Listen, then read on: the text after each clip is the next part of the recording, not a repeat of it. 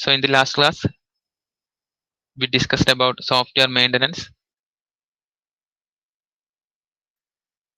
and some maintenance process, different activities regarding maintenance. And this was the diagram. ഒന്നുകൂടി നോക്കുക. So we have to identify the maintenance objective. We need program understanding. Then we have to prepare a maintenance proposal. We have to count ripple effect. Ripple effect already discussed ചെയ്തു. Then after changing our project or our software, we have to test it again. This is the diagram representing maintenance activity. Clear ആണെന്ന് തോന്നുന്നു. Okay. Then today we are going to discuss about some maintenance measures and risk management. അതാണ് ഇന്നത്തെ topic. So first side heading എഴുതുക. Side heading എഴുതുക.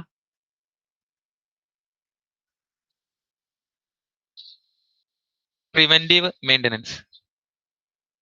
Preventive maintenance.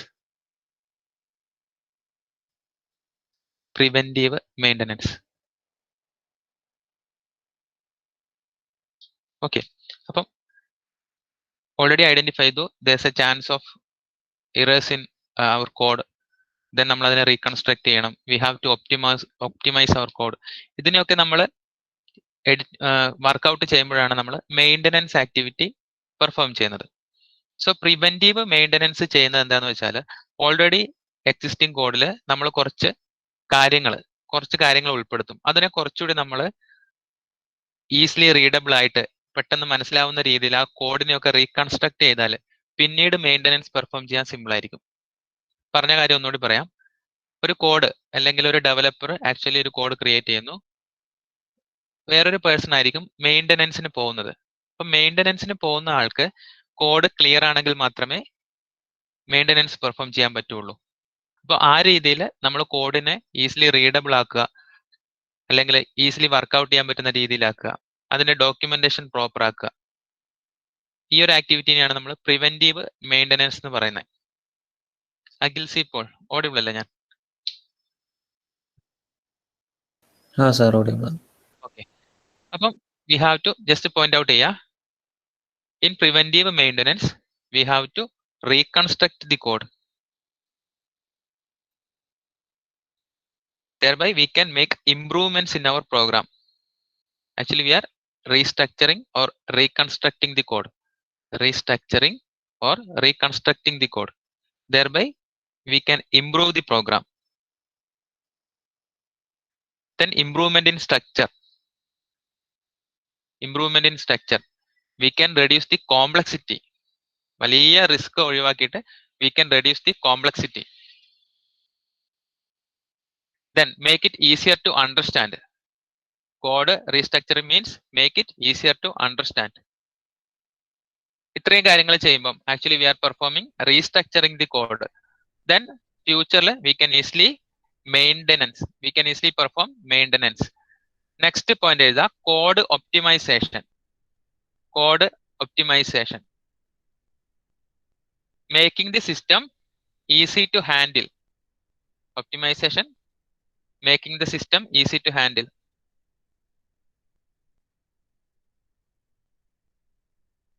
And decrease code degradation. Code optimization means we have to decrease code degradation.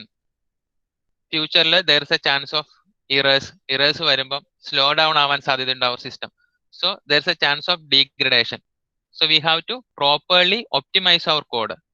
It's a part of preventive maintenance. Next, documentation updation. Documentation updation.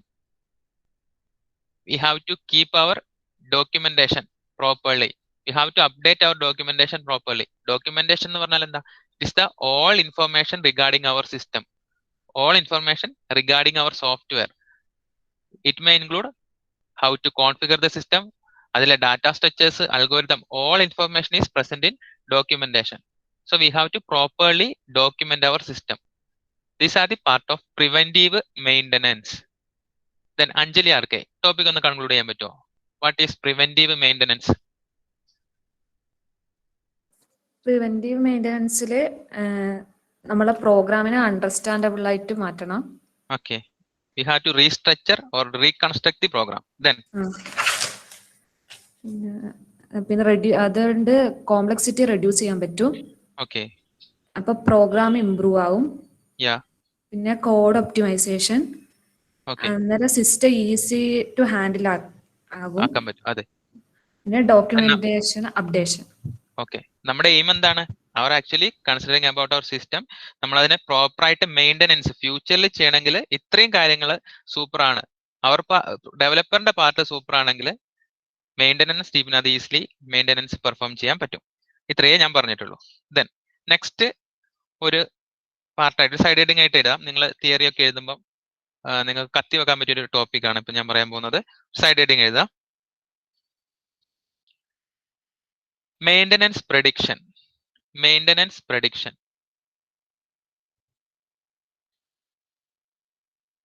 Okay, അപ്പം project manager or technical lead is there, he have to predict the maintenance in future. ഭാവിയിൽ എന്തൊക്കെ സംഭവിക്കാൻ സാധ്യതയുണ്ട്, he have to predict. അപ്പം അങ്ങനെ അയാൾ identify ചെയ്യുന്ന കുറച്ച് ക്വസ്റ്റ്യൻസ് ആണ്. What part of the systems are mostly likely to change? ഏത് പാർട്ടാണ് ചേഞ്ചിന് ഏറ്റവും കൂടുതൽ ചാൻസ് ഉള്ളത്? മേ ബി ഹാർഡ്വെയർ റിക്വയർമെന്റ്സ് ആവാം. അപ്പൊ he have to identify what part of the system are mostly likely to be affected or changed. അത് അയാൾ identify ചെയ്യണം. Then which part of the system are most expensive to maintain? I am discussing about maintenance prediction.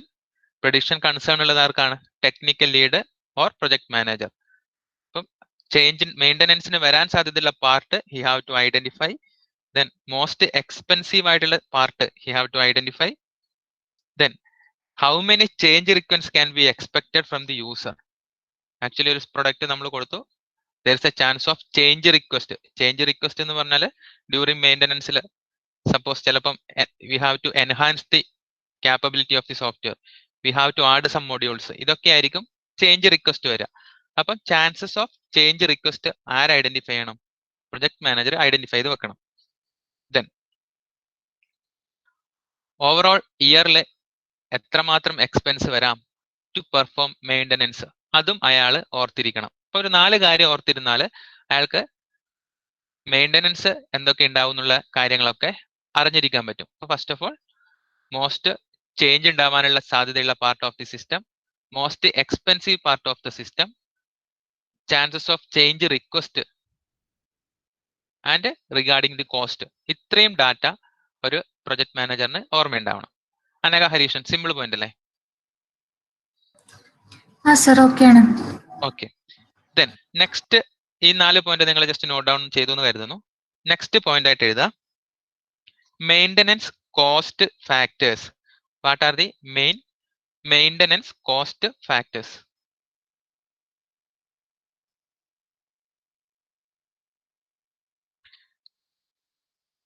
എന്തൊക്കെയാണെന്ന് പറയാം. There include, സ്ലൈഡിൽ ഇല്ലാത്ത point ആണ് ഞാൻ പറയുന്നത്. There include programming style. Maintenance cost factors include programming style, program age, hardware stability, environment,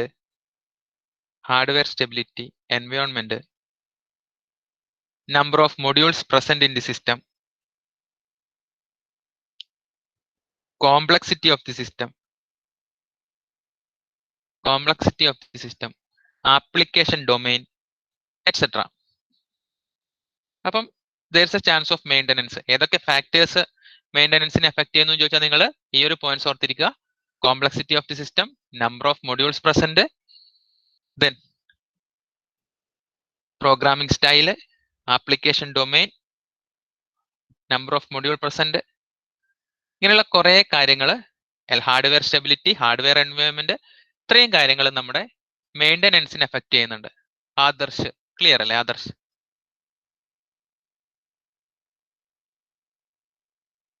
okay, thank you Adarsh.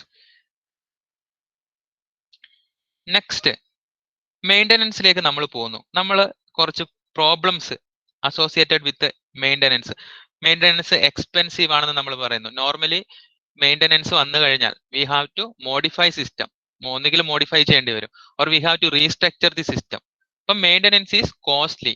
എന്തുകൊണ്ടാണ് നമ്മൾ അങ്ങനെ പറയുന്നതെന്നാണ് നമ്മൾ എഴുതാൻ പോകുന്നത്. Why maintenance is costly. Why maintenance is costly. First point എഴുതുക, team stability. Maintenance is costly because team stability. എന്തുകൊണ്ടെന്ന് വെച്ചാൽ സപ്പോസ് ഒരു ടീം കോഡ് ബിൽഡ് ചെയ്തു, വേറൊരു ടീം ആയിരിക്കും മെയിൻ്റനൻസിന് പോകുന്നത്. So second team is not familiar with code development. അവർക്ക് കോഡ് ഡെവലപ്മെന്റ് അത്ര ഫെമിലിയർ ആയിരിക്കില്ല. ദെയർബൈ മെയിൻ്റനൻസ് എന്തായിരിക്കും, കോസ്റ്റ്ലി ആവാൻ സാധ്യതയുണ്ട്. കാരണം ഇവരെ അത് പഠിപ്പിച്ച് അവരത് കറക്റ്റ് ചെയ്യുന്ന സമയം, ടൈം, അവരുടെ എഫേർട്ട്, അതിനൊക്കെ നമ്മൾ പേ ചെയ്യണം. So team stability is A measure. Maintenance costly ആവാനുള്ള ഒരു മെഷറാണ് ടീം സ്റ്റെബിലിറ്റി. അഭിനന്ദം സി, ക്ലിയർ അല്ലേ ഞാൻ പറഞ്ഞ point? Then maintenance is costly. Second point, because poor development practice. Poor development practice.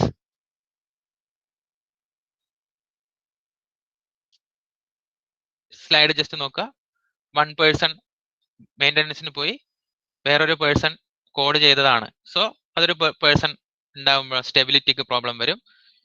Second point, poor development practice. പ്രോപ്പറായിട്ട് document ചെയ്യാതെ workout ചെയ്ത system നമ്മൾ മെയിൻ്റനൻസിന് പോയി കഴിഞ്ഞാൽ അത് ഹൈ കോസ്റ്റിലേക്ക് ലീഡ് ചെയ്യും, കാരണം കുറെ ടൈം എടുക്കും നമ്മൾ. So poor development practice. Third point എഴുതുക, സ്റ്റാഫ് സ്കില്ല്. സ്റ്റാഫിന്റെ സ്കില്ല്. ഒരു സ്കിൽഡ് ലേബേഴ്സിന് എന്ത് ചെയ്യാൻ പറ്റും, ഈസിലി മെയിൻ്റനൻസ് പെർഫോം ചെയ്യാൻ പറ്റും. So depends on staff skill. And last point നിങ്ങൾ നോട്ട് ഡൗൺ ചെയ്യാം, program age and structure. Program age and structure. Updated ആയിട്ടുള്ള ഒരു ടെക്നോളജിയിൽ നമ്മൾ മെയിൻ്റനൻസിന് പോയി കഴിഞ്ഞാൽ we have to pay more. Recent technology ആണെങ്കിൽ we will get enough support from the techies. Different techies എന്തായാലും നമ്മൾ സപ്പോർട്ട് ചെയ്യും. പക്ഷെ ഏജ്ഡ് ആയിട്ടുള്ള എക്സ്പയർഡ് ആയിട്ടുള്ള ഒരു ടെക്നോളജിയിലൊക്കെ നമ്മൾ പോയി കഴിഞ്ഞാൽ ചിലപ്പോൾ നമുക്ക് സപ്പോർട്ട് കിട്ടണമെന്നില്ല, കോമ്പണൻസ് കിട്ടണമെന്നില്ല. So maintenance depends on program age and structure. ഇത്രയും പോയിന്റ് ക്ലിയർ ആണോ? Program age and structure. Last of Shraddha, Vaishnavi, Vishnu. Okay, Vaishnavi, Sarang, Prem, Shahalayan. ഓക്കെടാ, താങ്ക് യു. നെക്സ്റ്റ് സിമ്പിൾ ആയിട്ടുള്ള ഒരു ടോപ്പിക് ആണ് സൊല്യൂഷൻ. ഒരു മെയിൻ്റനൻസ് വന്നു, we are facing a high risk during maintenance. What are the solution to overcome the situation? Project manager think ചെയ്യുന്ന കുറച്ച് കാര്യങ്ങളാണ്. Solution easily നമ്മൾ ചെയ്യാനുള്ള കുറച്ച് solution. How to perform maintenance, some easy solutions. First one, നമുക്ക് complete replacement of the system പറയാം. Complete replacement of the system. അതായത് normally build ചെയ്ത് മെയിൻ്റനൻസിന് പോകുമ്പോൾ റീസ്ട്രക്ചർ ചെയ്യുക, റീകൺസ്ട്രക്ട് ചെയ്യുക, അത് ഭയങ്കരമായിട്ട് പോവാണ് എങ്കിൽ we have to replace the system. Maintenance ചെയ്യുന്നതിൽ നല്ലത് ചിലപ്പം അപ്ഗ്രേഡ് ആയിട്ടുള്ള ഒരു സിസ്റ്റം തന്നെ നമ്മൾ റീപ്ലേസ് ചെയ്ത് കൊടുക്കുന്നതായിരിക്കും. അപ്പം one option replacement. Then second one, maintenance of existing system. Thereby adding or integrating some more features. Directly we can improve our system. അപ്പം നമ്മൾ നോർമലി ആ ഒരു സിസ്റ്റത്തിന് കുറച്ച് മെയിൻ്റനൻസ് ആക്ടിവിറ്റി ചെയ്തു കൊടുക്കുന്നു, നോർമൽ പ്രൊസീജിയറിൽ നമ്മൾ ചെയ്തു കൊടുക്കുന്നു.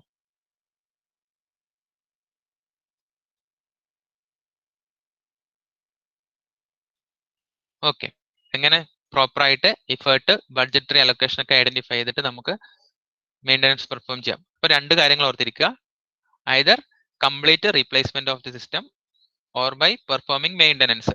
ഈ രണ്ട് രീതിയിലേ നമുക്ക് മെയിൻ്റനൻസ് ഓവർകം ചെയ്യാൻ പറ്റുള്ളൂ.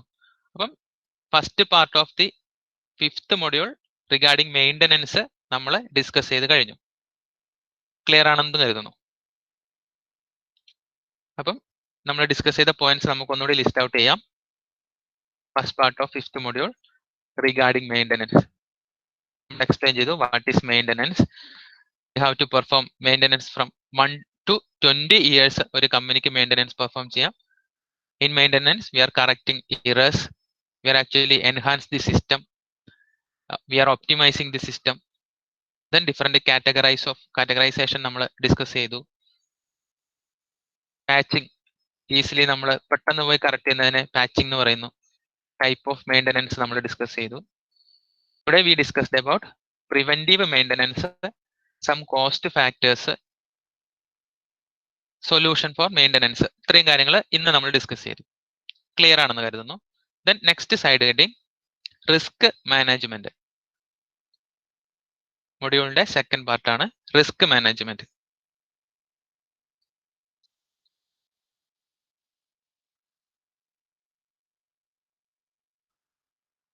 ഒരാളൊന്ന് പറഞ്ഞേ, ആരാ പറയാ?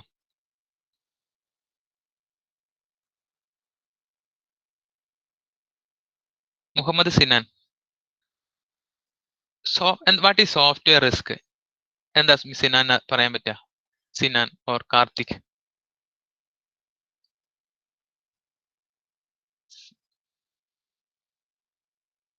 കീർത്തന ഒരു സോഫ്റ്റ്വെയർ ബിൽഡ് ചെയ്യുന്നു. There's a chance of risk. എന്തൊക്കെയായിരിക്കും റിസ്ക്? അത് നല്ല രീതിയിൽ വർക്ക് ചെയ്യുന്നില്ലെങ്കിൽ അതൊരു റിസ്ക്. യെസ്. ദെൻ കോസ്റ്റിൻ്റെത്, cost, budget. Yes. Then support from different person, അതായത് ഹ്യൂമൻ റിസോഴ്സിന്റെ റിസ്ക്. ദെൻ നമ്മൾ ഉണ്ടാക്കുന്നതിന് അവൈലബിലിറ്റി, ഓക്കെ നമുക്ക് സോഫ്റ്റ്വെയർ ഉണ്ടാക്കാനുള്ള ഓക്കെ സപ്പോർട്ട്, ടെക്നിക്കൽ സപ്പോർട്ട്, അതിന് എന്തെങ്കിലും എക്സ്ട്രാ ഹാർഡ്വെയർ വേണമെങ്കിൽ അതിന്റെ അവൈലബിലിറ്റി. എംബഡഡ് സിസ്റ്റത്തിലൊക്കെ പ്രൊജക്ട് ചെയ്യുമ്പോൾ അതിന്റെ മൈക്രോ പ്രോസസറും കൺട്രോളറൊക്കെ നമുക്ക് വേണ്ടി വരും. അപ്പൊ അവൈലബിലിറ്റി, ഇങ്ങനെ കുറെ റിസ്ക് നമ്മൾ അപ്പൊ ഇങ്ങനെ കുറെ റിസ്ക് നമ്മൾ ഫേസ് ചെയ്യുന്നുണ്ട്. അപ്പം ഈ ഒരു പാർട്ടിൽ we are discussing about different software risk and discussing risk management, how to manage these risk. ഇതാണ് നമ്മുടെ topic. Okay. Then software risk എന്ന് പറഞ്ഞാൽ എന്തൊക്കെയാണെന്ന് നമുക്ക് ലിസ്റ്റ് ഔട്ട് ചെയ്യും. എല്ലാ കാര്യങ്ങളും നമ്മൾ ഡീറ്റെയിൽ ആയിട്ട് പഠിക്കും. അപ്പൊ ഫസ്റ്റ് നിങ്ങൾ എഴുതുക, റിസ്ക് എന്ന് പറഞ്ഞാൽ നിങ്ങൾക്ക് അറിയാം അൺഎക്സ്പെക്റ്റഡ് ഇവന്റ് ഓർ അൺഎക്സ്പെക്റ്റഡ് ആയിട്ടുള്ള എന്തെങ്കിലും ഒരു സംഭവം, അതിനെയാണ് നമ്മൾ റിസ്ക് എന്ന് പറയുന്നത്. So we have to perform activity to reduce the risk, അല്ലെ സോൾവ് ദി റിസ്ക്. ഇത് രണ്ടും നമുക്ക് ചെയ്യാൻ പറ്റും. ഒന്നിക്ക് നമുക്ക് അതിനെ റെഡ്യൂസ് ചെയ്യാം, അതിന്റെ ആ വ്യാപ്തി അല്ലെങ്കിൽ അത് നമുക്ക് കുറക്കാൻ പറ്റും, ഇമ്പാക്റ്റ് നമുക്ക് കുറക്കാം. അതർവൈസ് നമുക്ക് അതിനെ സോൾവ് ചെയ്യാൻ പറ്റും. ഇത്രയും കാര്യങ്ങൾ സോഫ്റ്റ്വെയറിന്റെ കേസിൽ നമുക്ക് ചെയ്യാൻ പറ്റുള്ളൂ. ഓക്കെ. ഇപ്പൊ റിസ്ക് എന്ന് പറഞ്ഞാൽ നമുക്കറിയാം അൺഎക്സ്പെക്റ്റഡ് ആയിട്ടുള്ള എന്തെങ്കിലും ഒരു പ്രോബ്ലം.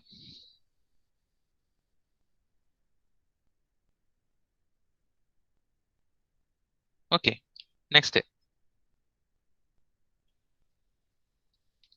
റിസ്ക് എന്തൊക്കെയാണ് നമ്മൾ ലിസ്റ്റ് ഔട്ട് ചെയ്യാം കേട്ടോ, പേടിക്കണ്ട. ദെൻ റിസ്ക് വന്നു കഴിഞ്ഞാൽ നമ്മൾ എന്ത് ചെയ്യണം? റിസ്കിനെ പ്രോപ്പർലി മാനേജ് ചെയ്യണം. ഇപ്പൊ റിസ്ക് മാനേജ് ചെയ്യാനുള്ള രണ്ട് ഓപ്ഷൻസ് ആണ്, റിയാക്റ്റീവ് മെഷറും അല്ലെങ്കിൽ പ്രൊയാക്റ്റീവ് മെഷറും. Here we are discussing about risk എന്താണെന്ന് നമ്മൾ പറയും. റിസ്ക് വന്നാലുള്ള ടാസ്ക് ആണ് ആദ്യം പറയുന്നത്. റിസ്ക് വന്നു കഴിഞ്ഞാൽ നമുക്ക് അതിനെ മാനേജ് ചെയ്യണം. We have to option, reactive measure and proactive measure. ഒന്ന് നോട്ട് ഡൗൺ ചെയ്യാം. Okay. In the case of reactive measure, reactive ആയിട്ടാണ് നമ്മൾ റിസ്ക് മാനേജ് ചെയ്യുന്നതെങ്കിൽ എപ്പോഴാണോ റിസ്ക് വരുന്നത് അപ്പോൾ മാത്രമേ നമ്മൾ അതിനെ മാനേജ് ചെയ്യുള്ളൂ.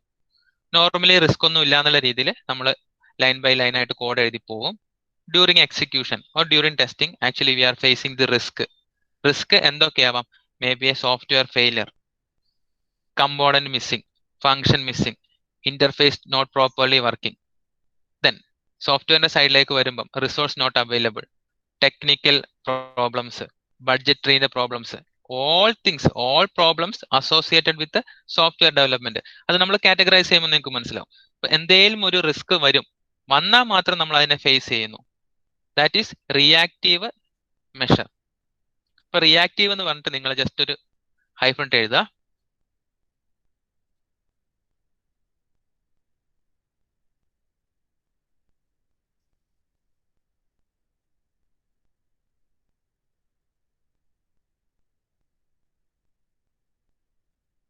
team or software team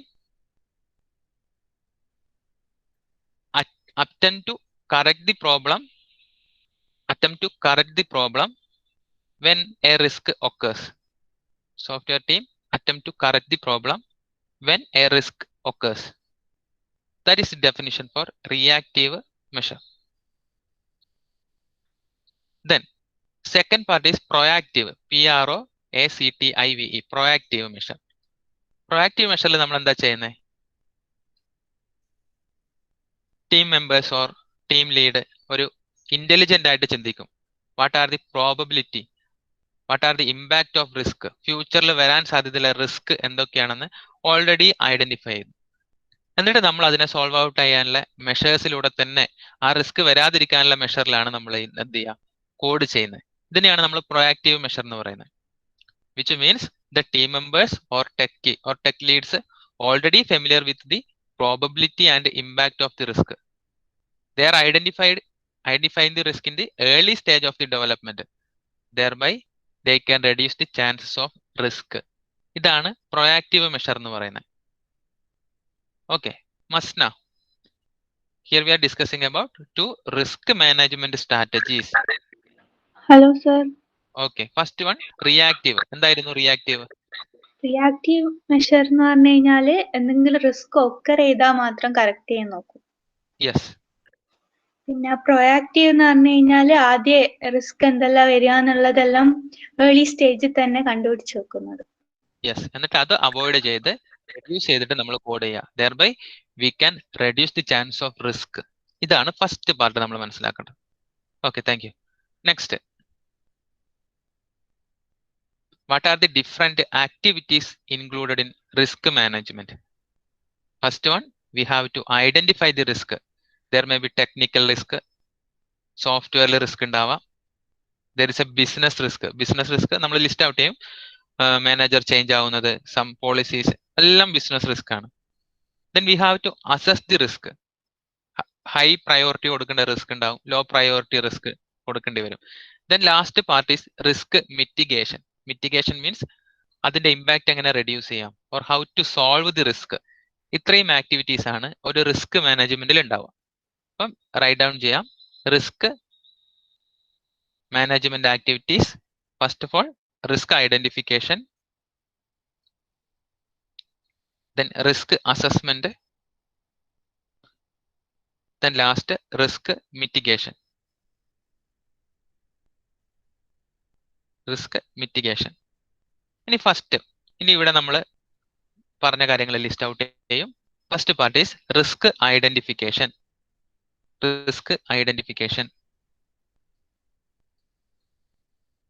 So we have to identify, or team manager need to identify the chances of risk as early as possible. എത്രയും നേരത്തെ അറിയുന്നു അത്രയും ഈസി ആയിട്ട് നമുക്ക് അതിനെ സോൾവ് ചെയ്യാം.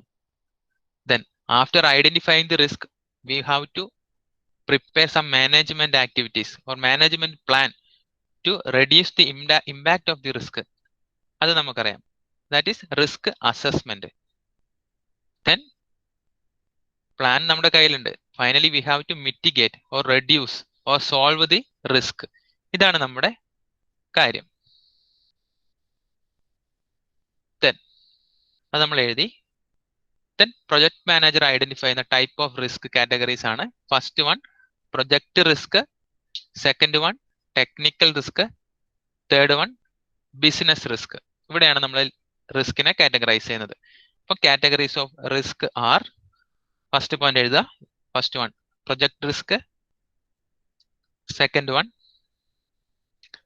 Technical risk, third one business risk. Devika and Dilna audible അല്ലേ? Simple ആയിട്ടുള്ള topic. Next portion. First of all regarding project risk. Company is going to develop a system or software, so there is a chance of problem related to budgetary. First of all, നമ്മൾ plan ചെയ്യുമ്പോൾ we have to identify the budgetary.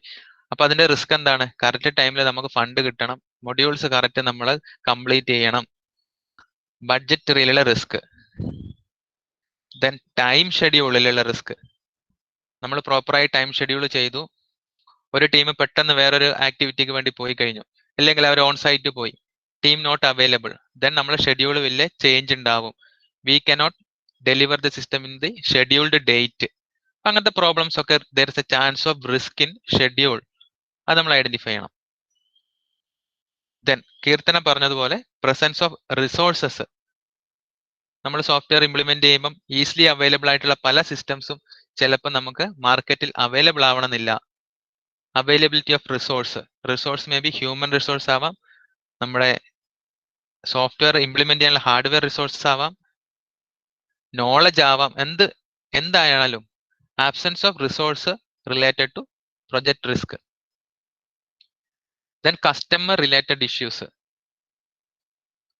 Customer requirements properly manage ചെയ്യാൻ പറ്റുന്നില്ലെങ്കിൽ, if there is no proper communication with customers, ഇങ്ങനെയൊക്കെ problem വന്നു കഴിഞ്ഞാൽ finally അത് നമ്മുടെ ഷെഡ്യൂളിനെയൊക്കെ ബാധിക്കും. സോ പ്രൊജക്ട് റിസ്ക് നിങ്ങൾ എഴുതുക, budgetary, schedule, resource, then customer related issues.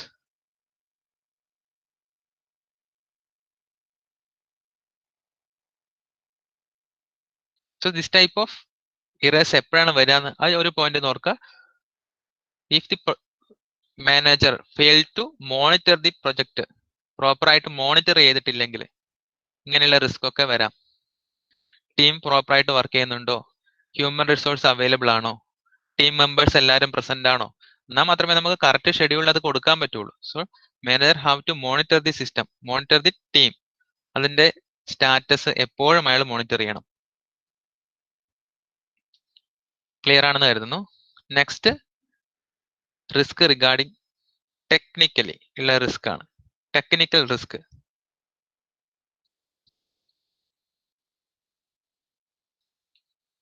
Okay, side heading എഴുതുക, technical risk. Technical risk software നമ്മൾ ഡെവലപ്പ് ചെയ്യുമ്പം കുറെ പ്രോബ്ലംസ് ഉണ്ടാക്കുന്ന റിസ്കുകളാണ്. എന്തൊക്കെയാണത്? പ്രോബ്ലംസ് ഇൻ ഡിസൈൻ, അതൊരു റിസ്ക് ആണ്. Some problem related to implementation, outdated ടെക്നോളജിയിൽ ഇംപ്ലിമെന്റ് ചെയ്ത് കഴിഞ്ഞാൽ ടെസ്റ്റിംഗ് നോട്ട് പോസിബിൾ ആണ്. നമ്മുടെ ടെസ്റ്റ് കേസസ് റോങ് ആണെങ്കിൽ ടെസ്റ്റിംഗ് പ്രോപ്പറായിട്ട് വർക്ക് ചെയ്യില്ല. ഇന്റർഫേസിംഗ് നോട്ട് കറക്റ്റ് അല്ല എങ്കിൽ വർക്ക് ചെയ്യില്ല.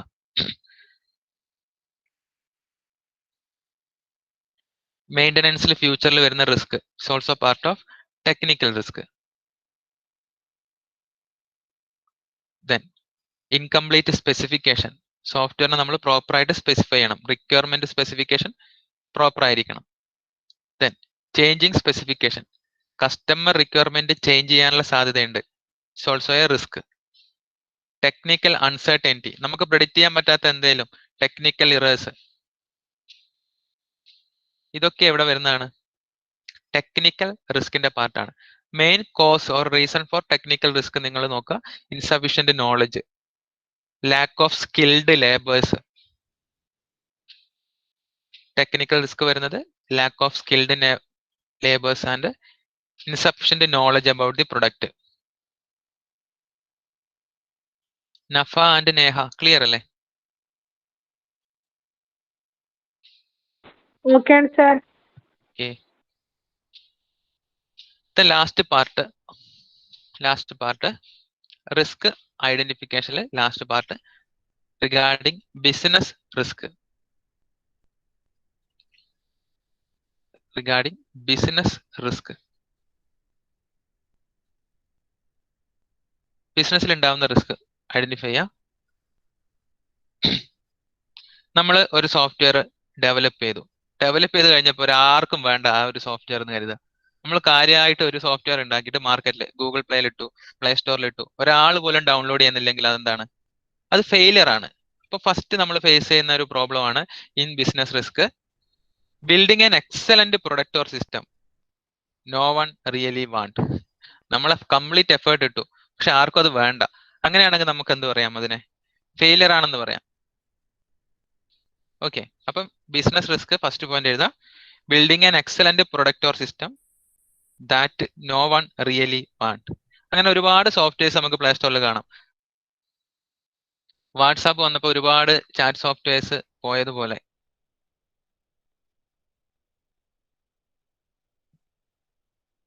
ഫസ്റ്റ് പ്രോബ്ലം അതാണ്. Second one, building a product that no longer fit in to a overall business strategy.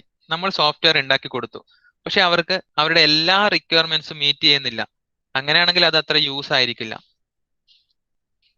ഒരു സോഫ്റ്റ്വെയർ നമ്മൾ ഉണ്ടാക്കി അതിന് എല്ലാ ഡൊമൈനും കവർ ചെയ്യാൻ പറ്റിയിട്ടില്ല എങ്കിൽ അതൊരു ഫെയിലിയർ ആണ്.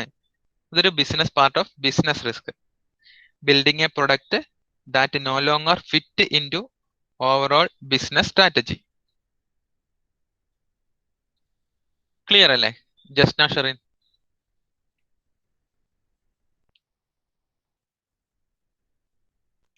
ദെൻ ബിസിനസ് എൻവയോൺമെന്റിൽ losing the support from the senior management.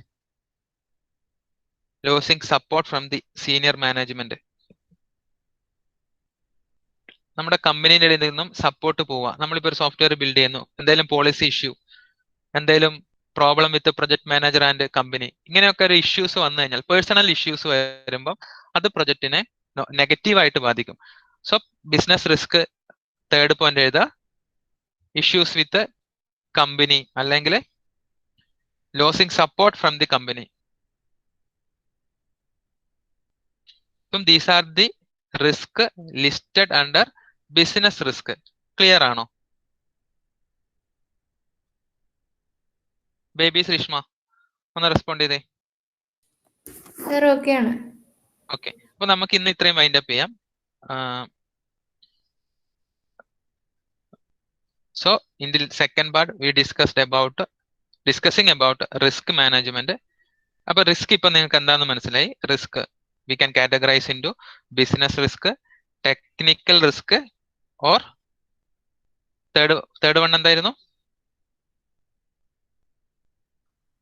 Business risk, technical risk, or project risk. Then we can have two strategies, reactive strategies to manage the system or proactive strategy. Reactive means എപ്പോഴാണോ problem വരുന്നത് അപ്പം മാത്രം നമ്മൾ അതിനെ solve out ചെയ്യാം. Proactive means early സ്റ്റേജിൽ തന്നെ നമ്മൾ ഐഡന്റിഫൈ ചെയ്യുന്നു, ചാൻസസ് ഓഫ് റിസ്ക് ഉണ്ടാവാൻ സാധ്യതയുണ്ട് എന്നുള്ള കാര്യം നമുക്ക് കയ്യിലുണ്ട്, അതിനൊരു മെഷറും നമ്മളെ കയ്യിലുണ്ട്. അതിനെ ബേസ് ചെയ്തിട്ട് നമ്മൾ റിസ്ക് ഒഴിവാക്കിയിട്ട് തന്നെ സോഫ്റ്റ്വെയർ ഡെവലപ്പ് ചെയ്യുന്ന ആ ഒരു മെത്തേഡിനെയാണ് നമ്മൾ പ്രൊയാക്റ്റീവ് എന്ന് പറയുന്നത്. ക്ലിയർ അല്ലേ? വൈൻഡ് അപ്പ് ചെയ്തൂടെ?